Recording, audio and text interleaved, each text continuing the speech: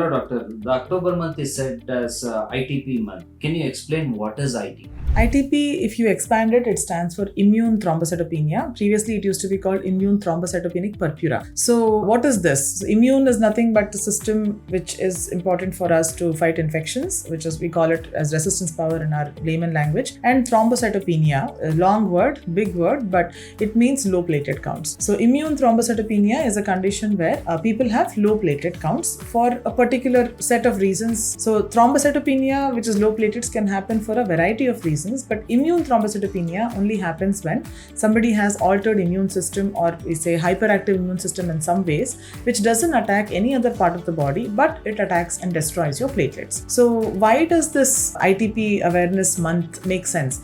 As medical science has progressed, as more and more people are getting their blood tests done, we are discovering that the ITP incidence is actually a lot higher than what we thought was in India. So ITP Awareness Month is meant to raise awareness about people to a certain extent allay their anxieties, because this disorder actually can cause a lot of anxiety, if you look at the numbers on the paper. So to educate people and to make them more aware, to help us pick up more patients and try to be more aware of the disease overall. So what are the symptoms of ITP? That is an interesting question. So symptoms of ITP can be very varied. So some patients can have absolutely no symptoms. It ends up being what we call an incidental catch. So when we do blood tests as part of a regular health checkup, or for some other reason, sometimes we do blood tests right before a surgery to see if all the parameters are okay. Incidentally, we find that all other blood counts are okay, but just the platelet counts are low. So that is called an incidental finding, where we're not really looking for low platelets because of symptoms, but it is picked up when we do the blood counts. The other half of it is where the platelet counts are probably so low that patients are having symptoms. So as I've explained in my previous videos, platelets are cells that is part of the blood that help us in control bleeding. So it makes sure that if we get a small cut on our body, there is no, the blood doesn't continue to flow non-stop. Basically, it puts a stop to the bleeding. It also helps our wounds in scabbing over or healing. So when these platelets are low, basically there is a higher risk of bleeding. So we see patients with very low platelet counts. Usually that number tends to be below the range of 50, sometimes below the range of 30,000, present with multiple bruises or bluish patches all over their body, which has happened because of contact. There's small amounts of bleeding that happens under the skin. Patients can also have what we call petechiae, or small tiny needle-sized dots that are bright red in color, that can happen on various parts of the body. Rarely we do see patients who present with gum bleed, sometimes children especially with severe nosebleed. They can also have blood in the urine, sometimes heavy periods in women. So these are the other symptoms that patients present with. Very rarely, in about 10% of the patients, if the platelet counts are extremely less, say below 10,000, there are scenarios where patients can present with life-threatening bleed. So that can be bleed inside the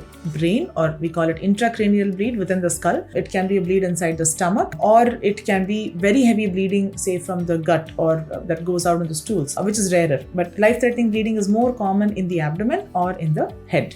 Doctor, what age group people will get this ITP? Again, this is a multi-pronged question. ITP, it has two varieties, acute ITP and chronic ITP. Acute ITP tends to be seen more often in children, usually between the age group of 2 to 8 or 2 to 10 years of age. This is the phase when their immunity is still sort of developing and maturing. So a lot of times, we see that there is a history of either chickenpox or some viral infection or some vaccine. Less often with vaccines, more often with active viral infections, that their immune system sort of undergoes a reset and it starts attacking the platelets. This variety tends to be short-lived. We usually see it at least for over a few weeks to sometimes a few months, but most often acute ITP lasts for less than 6 months, and that is how we define acute versus chronic ITP. So when it lasts less than 6 months and the counts don't drop too low, or the counts sort of automatically reset itself with minimal treatment required only in the beginning, this is called acute ITP, and it is seen in the younger age groups. Older age group, starting beyond the age of 11, 12 years of age, all the way until your late adulthood, in your 70s, 80s, that phase is called chronic ITP. So that variety is called chronic ITP, where patients usually have persistent low platelet counts even beyond 6 months from diagnosis. Most chronic ITP patients, if their platelet counts are above 50,000, that is, if it is not too severe, they don't really qualify for any treatment. We diagnose the condition and keep them on, careful observation or wait and watch sort of a management, where we act only if the platelet counts drop below a certain count, or if those patients are having some bleeding symptoms or bleeding complications. These patients can be treated with a variety of medications, and very rarely maybe a surgery is required. So to summarize, chronic ITP is something that lasts beyond 6 months of diagnosis and requires either wakeful watching or different medications to keep the platelet counts above comfortable range.